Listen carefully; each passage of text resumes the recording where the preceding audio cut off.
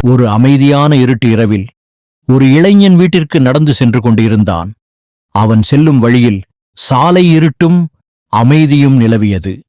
அவனுக்கு பதட்டமாக இருந்தது. அந்த சாலையை எப்படியாவது கடந்து செல்ல அவன் வேகமாக நடக்கிறான்.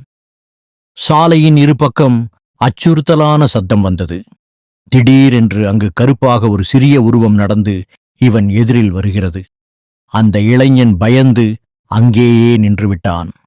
அந்த உருவம் நெருங்கி வந்த பிறகுதான் தெரிந்தது, அது ஒரு கருப்பு நாய்.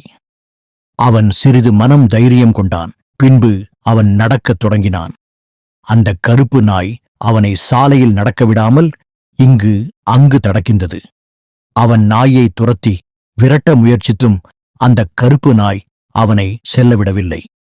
அவன் என்ன செய்வது என்று தெரியாமல் சிறிது நேரம் குழப்பம் கொண்டான். அவன் ஒரே இடத்திலே நின்றுவிட்டான். அந்த கருப்பு நாய் அவன் எதிரில் நின்றது. அந்த இளைஞனுக்கு ஒரு யோசனை வந்தது. இதை செய்தால் அந்த கருப்பு நாயிடமிருந்து தப்பித்து சென்று விடலாம்.